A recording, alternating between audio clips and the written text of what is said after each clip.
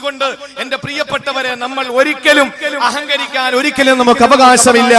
ആദരവായ പ്രവാചകൻ പറഞ്ഞു, നബിയേ, അല്ലാഹുവിന്റെ റസൂൽ പറഞ്ഞു, ആദരവായ പ്രവാചകൻ പറഞ്ഞു, സ്വർഗ്ഗത്തിൽ കടക്കുകയില്ല ഒരു മനുഷ്യന്റെ ഹൃദയത്തിൽ ഒരു ഡോട്ട്, ഒരു അണുമണി തൂക്കം, ഒരു കടുകുമണിയോളം ഹൃദയത്തിൽ അഹങ്കാരമുള്ളവന് സ്വർഗ്ഗത്തിൽ പ്രവേശിക്കുകയില്ല. ഇത് പറഞ്ഞപ്പോൾ സഹാബത്ത് ചോദിച്ചു, നബിയേ, ഇന്ന റജുല യുഹിബ്ബു അൻ യകൂന തൗബുഹു വനഅലുഹു ഹസനാ. ഒരു മനുഷ്യന്റെ വസ്ത്രം നല്ലതാകുന്നത് അഹങ്കാരമാണോ? നല്ല വസ്ത്രം ധരിക്കുന്നത് അഹങ്കാരത്തിന്റെ അടയാളമല്ല. നല്ല വീട് വെക്കുന്നത് അഹങ്കാരമല്ല. നല്ല വണ്ടി എടുക്കുന്നത് അഹങ്കാരമല്ല. പിന്നെ അഹങ്കാരം ഏതെന്നറിയുമോ പെങ്ങള്? അല്ലാഹുവിന്റെ റസൂല് പറയുകയാണ്, അൽ കിബ്റു ബത്റുൽ ഹഖി വഗമതുൻ നാസ്.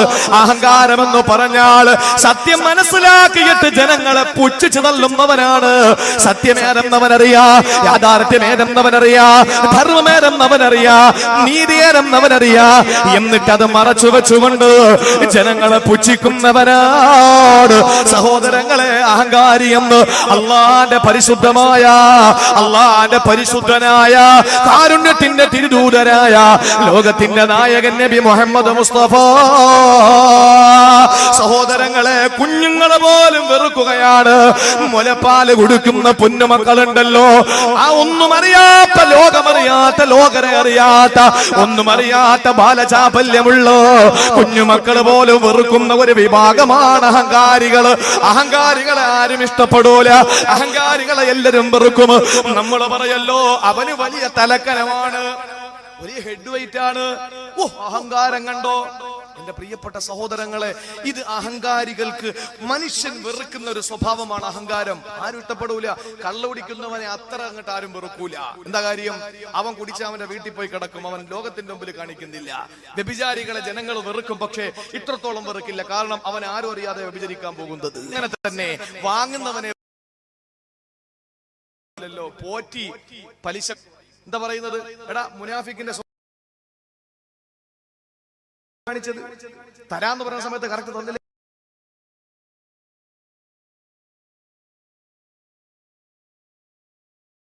ഏറ്റവും കൂടുതൽ വെറുക്കുന്ന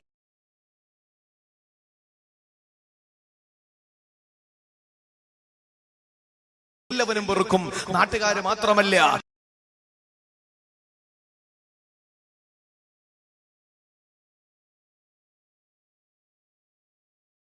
മുസ്തഫായത്തിൽ തൊട്ട് സംസാരിച്ചവര് 3 പേരാണ്. ഒന്ന് ജുറൈജ് റളിയല്ലാഹു അൻഹുവിന്റെ ചരിത്രത്തിലെ കുട്ടിയാണ്, പറയാൻ നമുക്ക് സമയമില്ല. 2 റൂഹുല്ലാഹി ഈസാ അലൈഹിസ്സലാത്തു വസ്സലാമയാണ്. 3-മതോ ഒരു ഇസ്രായേലിലെ കുട്ടിയാണ്, തൊട്ടിൽ കിടന്ന് സംസാരിക്കുന്ന കുട്ടി. അത് അത്ഭുതമല്ലേ? നമ്മുടെ ചെറിയ മക്കൾ എന്തെങ്കിലും വലിയ വായിൽ വർത്തമാനം പറഞ്ഞാൽ, നമ്മുടെ കുഞ്ഞുമക്കൾ എന്തെങ്കിലും വലിയ വർത്തമാനം പറഞ്ഞാൽ നമുക്ക് അത്ഭുതം തോന്നും, അല്ലേ? ചെറിയ മക്കൾ എന്തെങ്കിലും വലിയ വർത്തമാനം പറയുമ്പോ നമ്മളൊക്കെ പറയുന്നത് പോലുള്ള വർത്തമാനം കൊച്ചു മക്കൾ വീട്ടിൽ പറയുമ്പോ നമ്മൾ പറയില്ലേ, അത്ഭുതത്തോടെ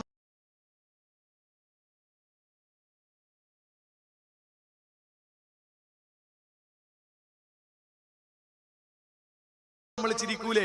ഇപ്പൊ ഞാൻ എങ്ങനെയാണ് എത്ര വിളിച്ചു കൂവിയാൽ അത്ഭുതമൊന്നുമില്ല എന്റെ പ്രിയപ്പെട്ട സഹോദരങ്ങളെ. എന്നാൽ ഒരു 2-3 വയസ്സുകാരൻ ഇതുപോലെ എഴുന്നേറ്റ് നിന്ന് നീട്ടി ആയത്തോതിയിട്ട് പ്രസംഗിച്ചാൽ അത്ഭുതം തോന്നൂലേ നമുക്ക്?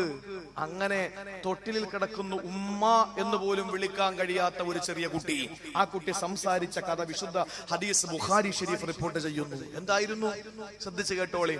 അല്ലാഹുവിന്റെ റസൂല് പറയുകയാണ്, ബനു ഇസ്രായേലിലെ ഒരു പെണ്ണ് മുലപ്പാൽ കൊടുത്തുകൊണ്ടിരിക്കുകയാണ്. അമ്മിഞ്ഞ പാലിൽ നിന്ന് പാല് കുടിച്ചുകൊണ്ടിരിക്കുന്ന പൊന്നുമോ, ആ പാല് കൊടുത്തുകൊണ്ടിരിക്കുമ്പോൾ സുന്ദരനായ, സുമുഖനായ, കാണാൻ നല്ല അഴകുള്ള, മുഞ്ചുള്ള ഒരു ചെറുപ്പക്കാരൻ നടന്നു പോവുകയാണ്. ആ സമയത്ത് ആ ഉമ്മാക്കങ്ങ് ഇഷ്ടപ്പെട്ടു ആ ചെറുപ്പക്കാരനെ. വല്ലാതെ സൗന്ദര്യമാണ്, കറുത്ത തലമുടിയാണ്, വെളുത്ത ശരീരമാണ്, നല്ല ഉണ്ട കണ്ണുകളാണ്, നല്ല പുരിക കൊടികളാണ്, നല്ല ദന്തതരകളാണ്, കാണാൻ എത്ര നല്ല സുന്ദരനായ ചെറുപ്പക്കാരനാണ്. അത് കണ്ടപ്പോ ആ ഉമ്മ പാല് കൊടുത്തുകൊണ്ടിരിക്കുകയാണ്. ഉമ്മ ദുആ ചെയ്തു, അല്ലാഹുമ്മ ജഅലി ബിനി മിസ്ലഹു, അല്ലാഹുവേ എന്റെ പൊന്നുമോനെ യവനെ പോലെ ആക്കണേ അല്ലാ. റിയാലിറ്റി ഷോകളില് പാട്ട് പാടുന്ന കുഞ്ഞുങ്ങളെ കാണുമ്പോ, അതുപോലെ കുട്ടിപ്പട്ടാളത്തില് മണിയറ രഹസ്യം പരസ്യമായിട്ട് വിളിച്ചു പറഞ്ഞിട്ട് വാപ്പായുമായ കളിയാക്കുന്നത് കാണുമ്പോ നമ്മൾ പറയാറുണ്ട്, പടച്ചോനെ എനിക്ക് കൊണ്ടൊരു സാധനം. ആളുകൾ എന്ത് ചോദിച്ചാലും മിണ്ടൂല. കണ്ടോ ഒരു കുട്ടി എഴുന്നേറ്റിരുന്ന് പറയുന്നത്, മണിയറയിലെ രഹസ്യം വാപ്പയുമ്മയും മണിയറയില് ചെയ്യുന്നത്. ഒളിച്ചു നിന്ന കാക്കോല് പഴുതിലൂടെ നോക്കിയ പൊന്നുമോന് കുട്ടിപ്പട്ടാളത്തിന്റെ പേര് പറഞ്ഞ് ചെയറിൽ കയറ്റിയിരുത്തിയിട്ട് ചാനലിലൂടെ ലോകത്തിന്റെ മുമ്പിൽ കാണിച്ചു കൊടുക്കുകയാണ്.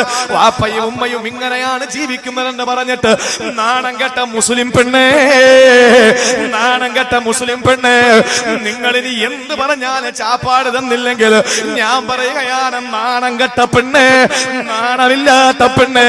മലപ്പുറം ജില്ലക്കാരിയായ ഒരു പെണ്ണുണ്ടല്ലോ, സുരേഷ് ഗോപിയുടെ മുമ്പിൽ ചെന്നിരിക്കുകയാണ്. പുള്ളിക്ക് ഇപ്പൊ വേറെ ജോലിയൊന്നുമില്ലല്ലോ, എല്ലാവരെയും കോടീശ്വരാക്കാൻ വേണ്ടി നടക്കുകയല്ലേ. ദേ പോയി ദാ വന്നു, ദാ പോയി ദേ വന്നു, ഡീലും നോ ഡീലും പറഞ്ഞുകൊണ്ട് നിങ്ങൾക്കുമാകാ കോടീശ്വരൻ എന്ന് പറഞ്ഞ് മലപ്പുറത്തെ പെണ്ണിനെ പിടിച്ചിറക്കിയിട്ട് മത്തയിട്ട പലതയിട്ട അവിടത്ത് മറച്ചു നടക്കുന്ന പെണ്ണുങ്ങളെ വിളിച്ചു കൊണ്ടുവന്ന് മുമ്പിലിരുത്തിയിട്ട് പെണ്ണുങ്ങളോട് ചോദ്യം ചോദിക്കുകയാണ്. അങ്ങനെ ഒരു മലപ്പുറത്തെ മുസ്ലിം താത്ത പോയി അവള് ചെയറി കയറി ഇരുന്നപ്പോൾ അവളോടൊരു സിനിമ ഇട്ടുകൊടുത്തിട്ട്, പണ്ടെന്നോ നസീറിന്റെ കാലത്തോ അതല്ല ഏതോ ഒരു കാലത്ത് വന്ന ജയന്റെ കാലത്തുള്ള സിനിമയാണ്. ആ സിനിമ ഇട്ടുകൊടുത്തിട്ട് മമ്മൂട്ടിയുടെ ചെറിയ പ്രായത്തിലുള്ള ചേലാകർമ്മ ചെയ്യുന്നതിന് മുമ്പുള്ള ഒരു സിനിമയുടെ ശബ്ദരേഖ ഇട്ട് കൊടുത്തിട്ട് ഇത് ഏറെ സിനിമയുടെ എന്ന് ചോദിച്ചപ്പോൾ മലപ്പുറത്തെ മഫ്തയിട്ട മുസ്ലിം പെണ്ണ് ഉടൻ തന്നെ മറുപടി പറഞ്ഞു.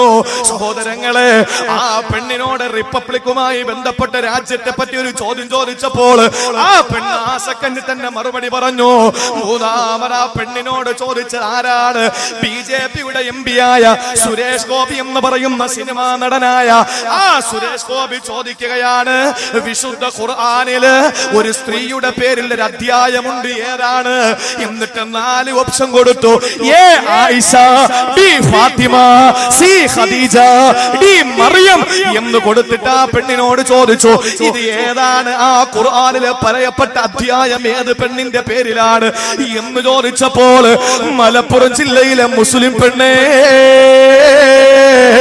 കേരളത്തിലെ മുസ്ലിം വനിതകളെ മൊത്തത്തില് ആക്ഷേപിച്ച നാണം കെട്ട പെണ്ണേ, മറുപടി പറഞ്ഞത് എന്തെന്നറിയോ? 60 സെക്കൻഡ് തലകുനിച്ചിരുന്നിട്ട് ഖുർആനിന്റെ വക്താവെന്ന് പറയുന്ന മുസ്ലിം പെണ്ണ് പറഞ്ഞത്, എനിക്കറിഞ്ഞൂടാ, ഓഡിയൻസിനോട് ചോദിക്കാനാണ്. അവിടെ നിന്ന് മറുപടി വന്നു.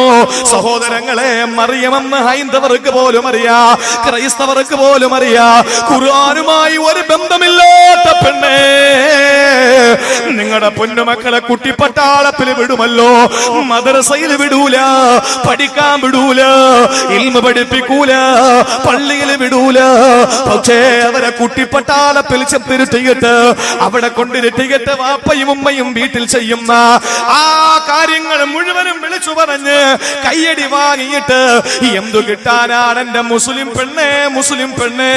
മാറണേ, ഇല്ലെങ്കിൽ മാറുമേ. അല്ലാഹു നമ്മളെ മാറ്റുമേ, നമ്മളെ മാറ്റുമേ. അല്ലാഹയോട് കളിക്കല്ലേ.